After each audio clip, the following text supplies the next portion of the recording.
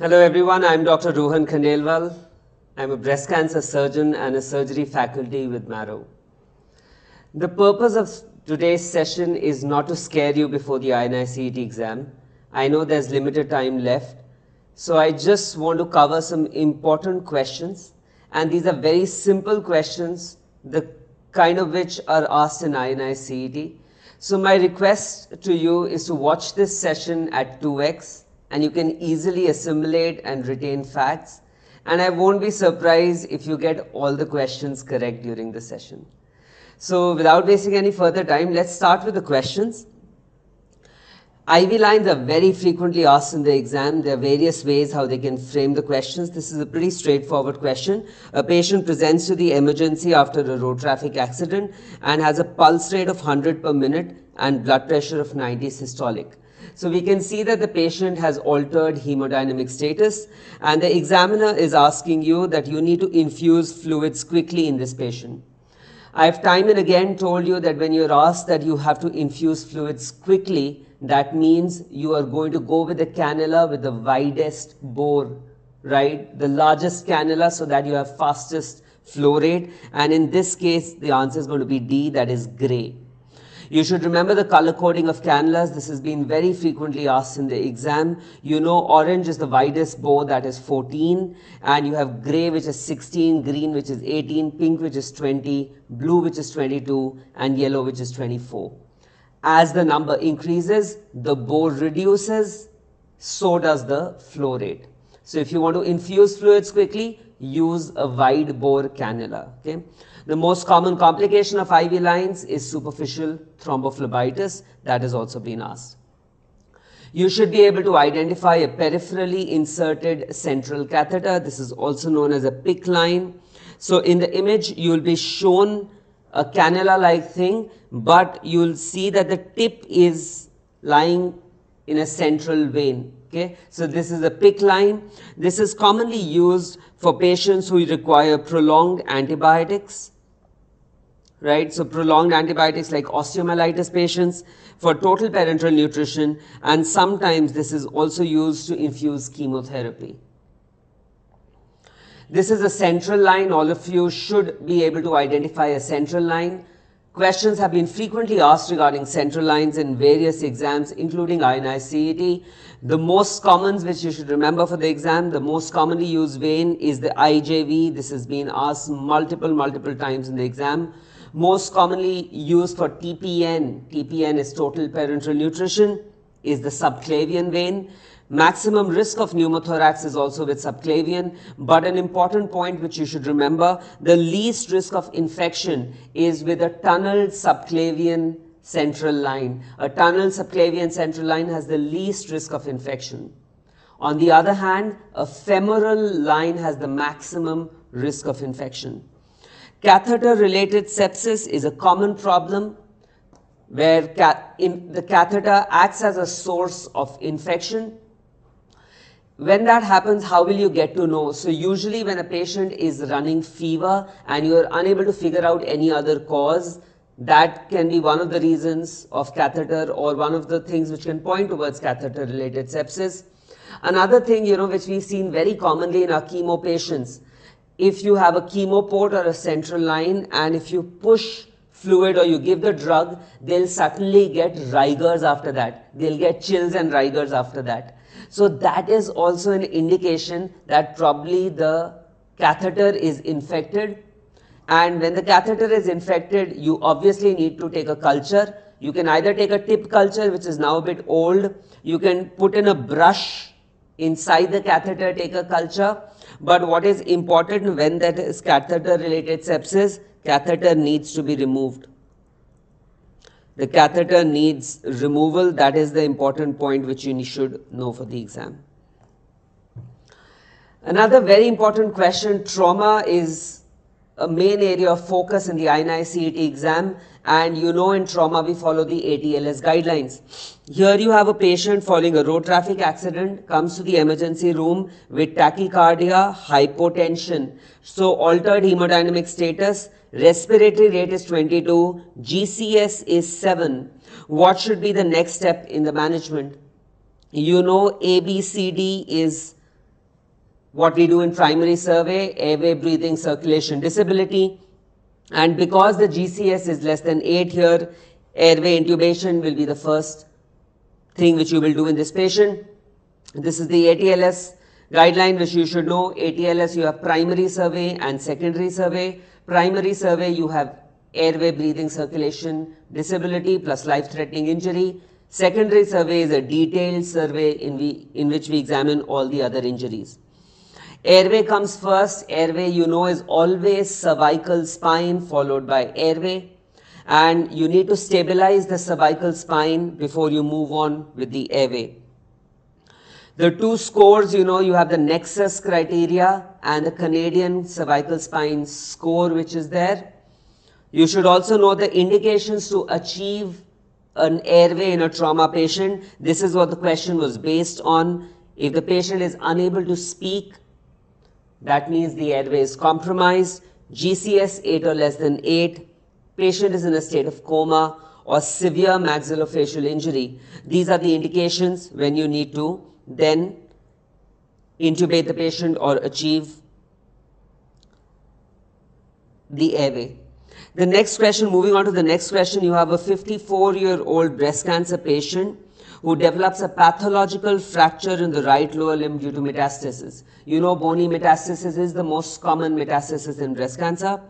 Patient undergoes surgery for the same, and on the fourth post-operative day, patient develops left lower limb swelling with pain. On examination, the limb is visibly swollen below the knee. Which of the following statements is true?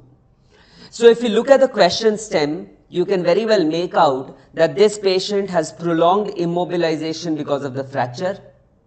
And the other risk factors for deep venous thrombosis are the malignancy and intervention in the lower limb.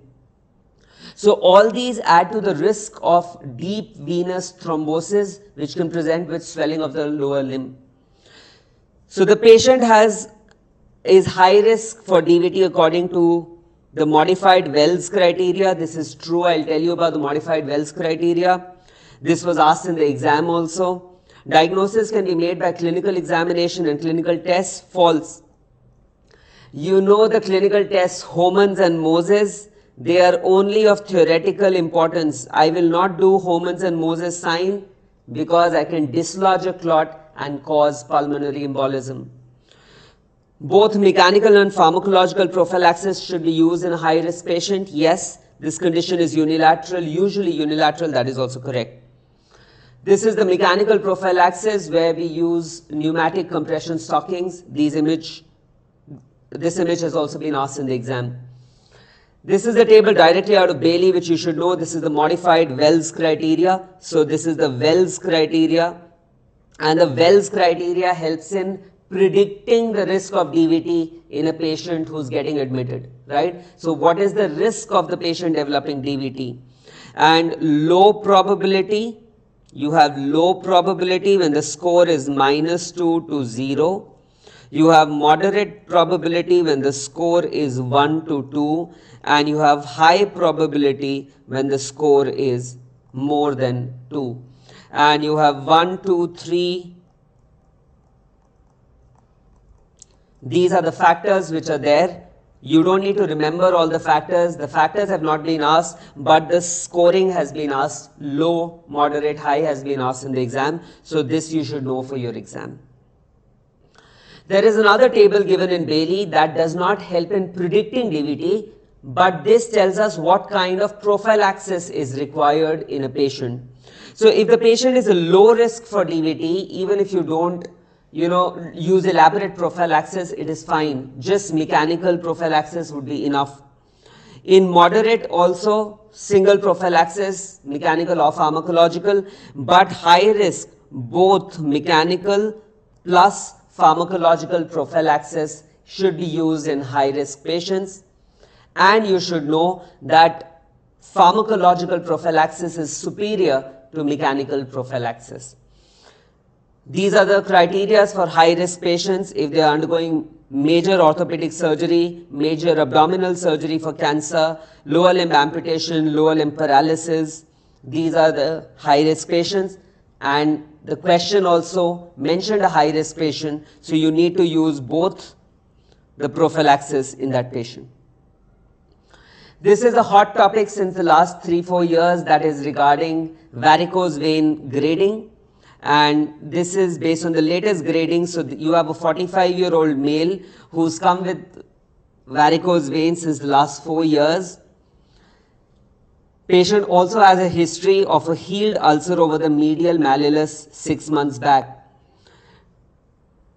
What is the CEAP classification? So the CEAP classification here is going to be C5, right? C5, that is healed ulcer. So this is the C classification which you should know, clinical classification. C0 is when there are no varicose veins. C1 is telangiectasias or reticular veins, that is less than 3 millimeters. C2 is varicose veins. C2R is a new one, that is recurrent varicose veins. C3 is the presence of edema. C4 is now being divided into C4A, B and C. C4A is pigmentation or eczema. B is lipodermatosclerosis or atrophy blanche. And C is corona phlebitis. C5 is a healed ulcer. C6 is an active ulcer. Always remember, and this is the important line which I have written on top, in case multiple findings are given, always consider the highest finding which is there. So here you can see that the healed ulcer is the highest finding. That is why the answer is C5. INI-CT is very fond of asking questions regarding ulcers. Which ulcer has been depicted in the image below? And you can see this is a classical ulcer, that is a neuropathic or a trophic ulcer which has punched out edges.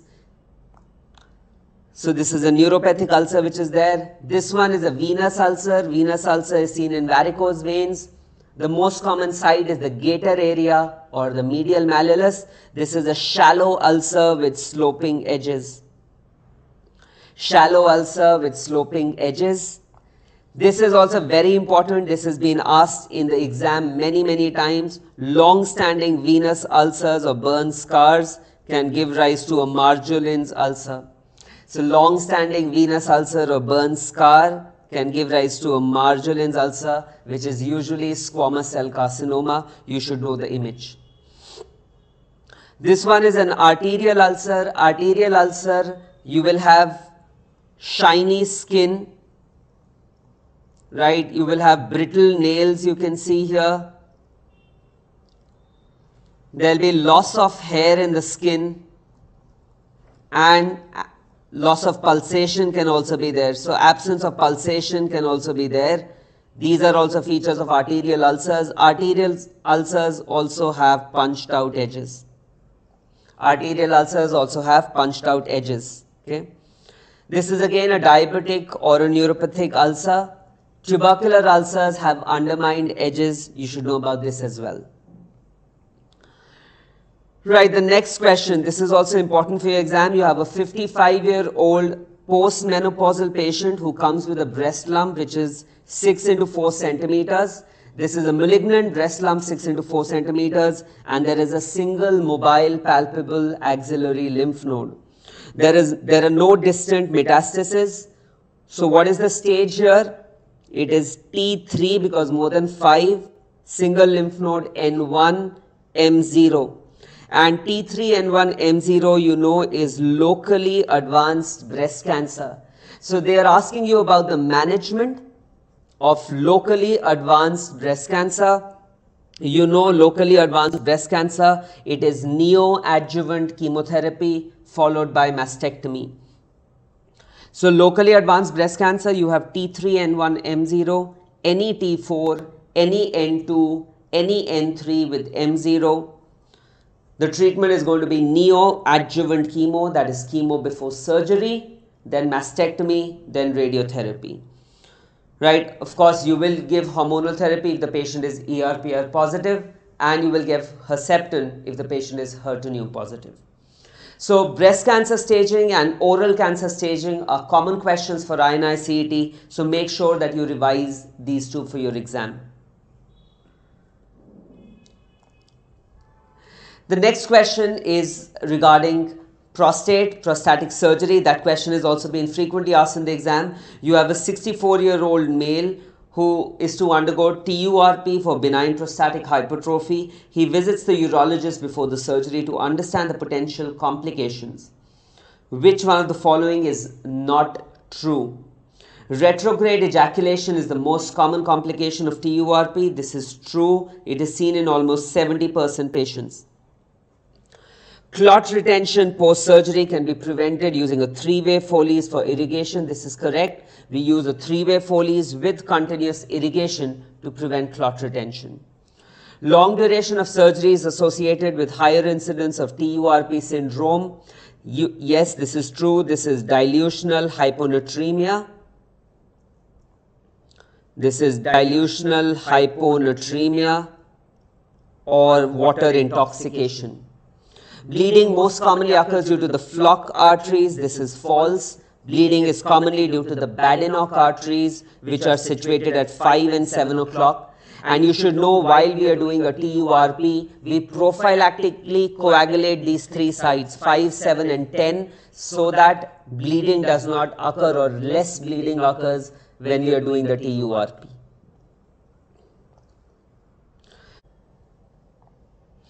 So next question, you have a 29-year-old male who is involved with a head-on collision on the highway. The ambulance driver brings him to the ER. GCS is 13/15. Pulse rate is 112. BP is 80 systolic. So tachycardia, hypotension, FAST machine. You know, FAST is focus, assessment, sonogram and trauma. That is also an important topic for the INI CET exam. So that is out of order. Chest X-ray is done.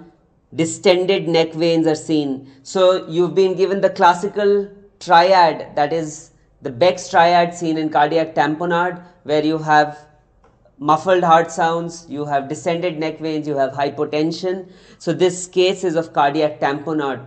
Invariably in the INI CET exam, either there will be a question on pneumothorax or there will be a question on cardiac tamponade. So these 2 topics you should definitely revise, and you should know everything about them. FAST is focus, assessment, sonogram and trauma. You know, in FAST, probe is kept at 4 places. Epigastrium is the first, right hypochondrium is the second, left hypochondrium is the third, and you keep it in the suprapubic region, that is the 4th place. FAST cannot assess retroperitoneum. It cannot assess retroperitoneum. This was asked last time in the exam. So retroperitoneum injuries cannot be assessed using FAST. Extended FAST is when you assess the thoracic cavity. So you can pick up pneumothorax and hemothorax with EFAST as well. Another question which has been asked, whenever you do EFAST, if you see this hypoechoic area, if you see this blackish hypoechoic area, that means FAST is positive. So whether it is in the around the heart, whether it is in the abdomen, if you have a hypoechoic collection like this, that means there is fluid or blood there and you will consider FAST positive. For cardiac tamponade, the emergency management is needle pericardiocentesis.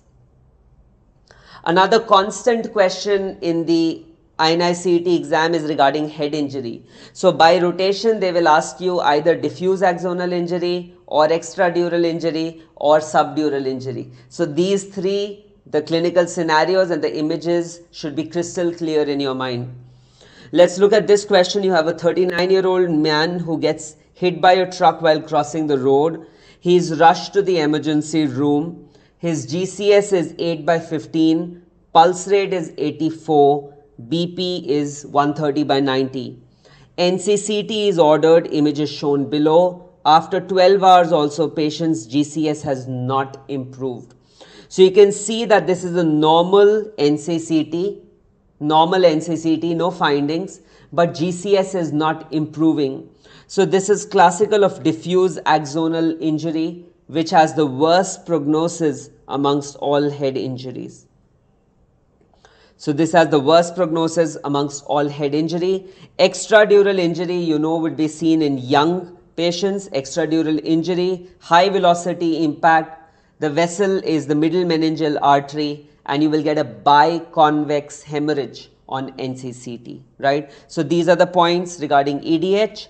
You can also get a lucid interval. Lucid interval, you know, is the period of normal consciousness between 2 episodes of unconsciousness.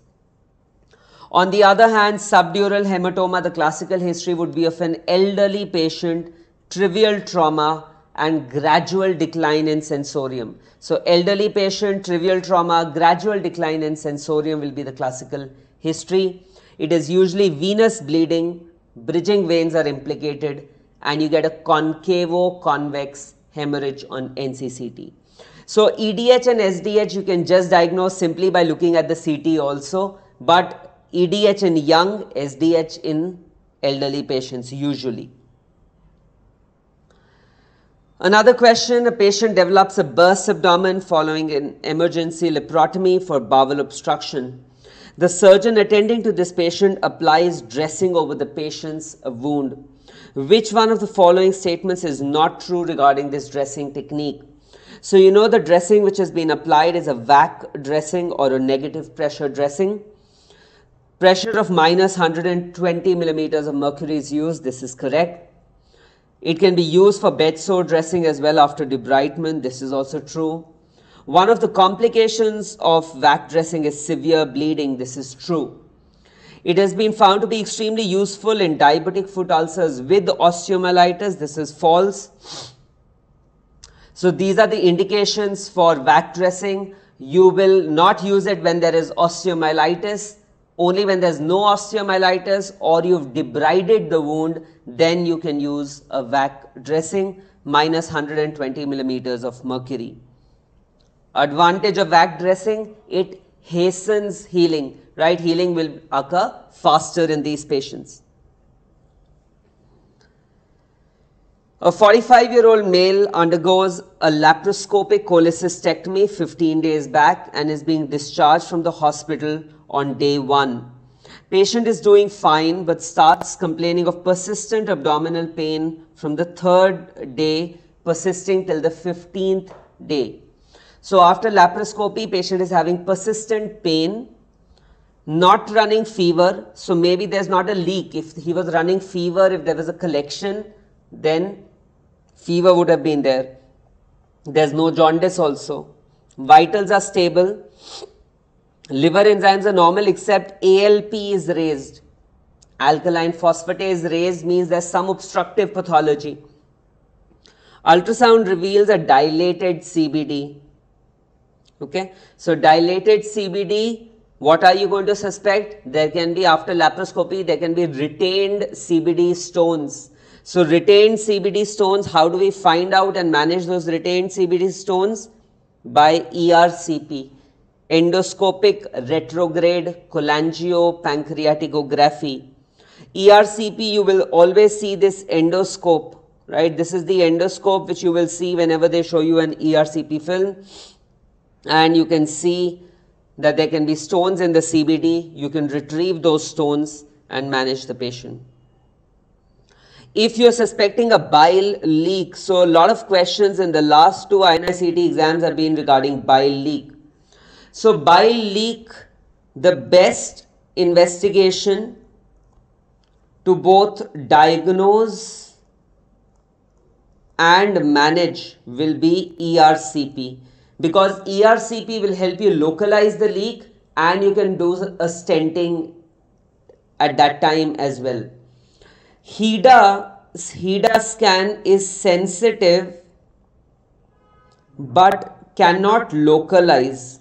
So problem with HIDA scan is, HIDA scan will tell you that there is a leak, but you cannot localize the site. So it is adding very little to my information. Even with the clinical picture I can get to know, with the ultrasound I can get to know that a collection or a leak is there.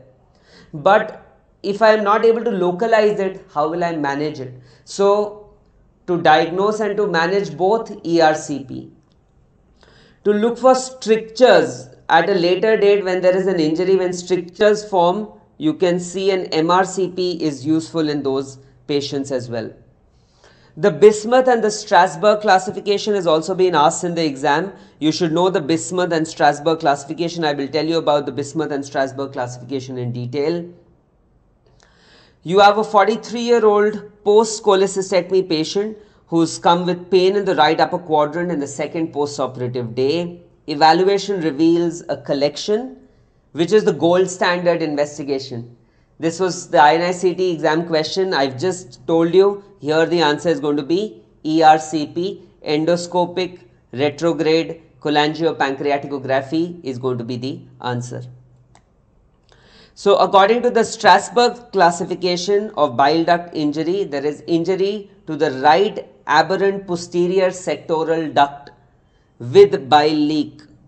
Which type is this? This is type C. So this is one of the classifications which you need to remember for the exam because it is being asked frequently now. So Bismuth and Strasberg classification. Again, I'm not going to waste time going over it right now.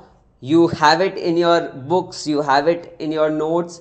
Please memorize the Bismuth and Strasberg classification for the exam, because if this is asked, this can be one of those differentiating questions which, you know, it is not such a simple classification to remember. So if you can remember this, you can get an edge over other people.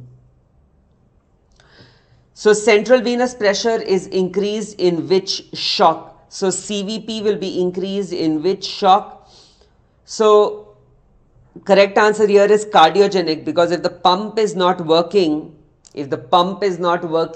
this central venous pressure or the jugular venous pressure is going to rise. So you can see in cardiogenic shock, JVP is increased, whereas in hypovolemic, neurogenic, anaphylactic, it is all decreased. In late stages of septic shock also, JVP will be increased, because late stages of septic shock also mimic cardiogenic shock. You should also know that for neurogenic shock, you get bradycardia and hypotension. You get bradycardia and hypotension in neurogenic shock.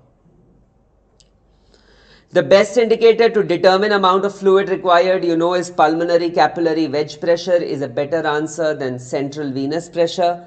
And the best clinical indicator for fluid resuscitation, clinical indicator is urine output. But the best indicator, if they ask you, it is MVOS, mixed venous oxygen saturation, mixed venous oxygen saturation.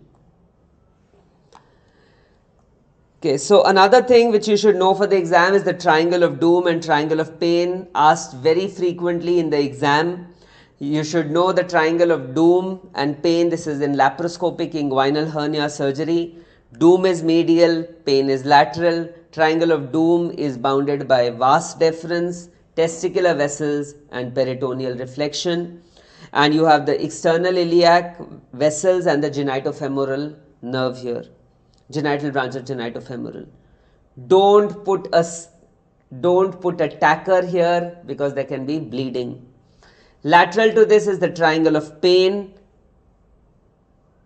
which has 3 nerves. The most commonly affected nerve is the lateral cutaneous nerve of thigh, which can give rise to myalgia paresthetica. This has also been asked in the exam. Corona mortis, or the circle of death, is an abnormal communication between the obturator and the iliac system, and this can also get injured during laparoscopic hernia surgery. Very important question in COVID era, hand washing, hand hygiene, all these questions will be important for your exam. In which one of the following conditions a doctor can or should use a hand sanitizer? Before examining the patient, yes. After examining the patient, yes. When the hands are soiled, no. After touching the patient's surrounding, yes. So if you visit the bathroom or your hands are soiled, you need to wash with soap and water. So after a bathroom visit and hands soiled, soap and water. Otherwise, the moments of hand hygiene which you should know are before touching a patient, after touching a patient, touching the patient's surroundings, and before any procedure.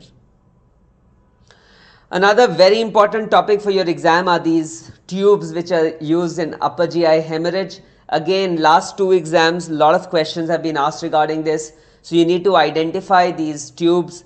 The Sengstaken-Blakemore tube has 3 channels. So this is the Sengstaken-Blakemore tube. This has 3 channels and 2 balloons.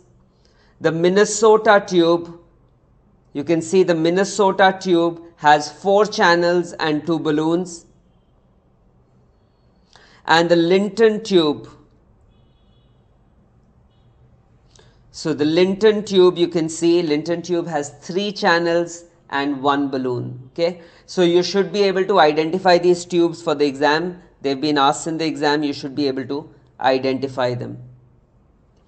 Another important question which I want to highlight here, a 50-year-old female presents with a 4 into 3 centimeter irregular mass in the right upper quadrant in the right breast.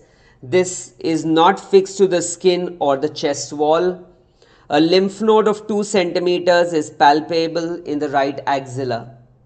No mass in the opposite breast. So you have a malignant mass and you have a lymph node as well. Always remember, when you have a suspicious mass in the breast, you will have to first of all assess the other breast as well. So we will do a bilateral mammogram. This is correct, because I want to assess the other breast. Even if I cannot feel a lump, but there can be a non-palpable lump as well in the other breast. PET scan at this stage is too early to do a PET scan. Biopsy, yes, and you will do an ultrasound guided FNAC of the lymph node. This is very important. This is written in the latest Sebastian in the NCCN guidelines. You always FNA the lymph node if it is palpable or if it is enlarged, because this will help you with the staging and it will help you with the management of the patient as well. So quickly, I've covered these important questions which are frequently asked in the exam. Again, as I told you, this is not meant to scare you. I'm sure most of you knew most of the things. So just revise the important things in the last week, and I wish you all the best for your INI-CET exam. AIIMS Recall and INI-CET Recall are there on the Marrow YouTube channel. Please watch those videos at 2x, because sometimes repeat questions are being asked in INI-CET. So please do watch those before the exam also. Take care, stay safe, and all the best for the exam. Thank you.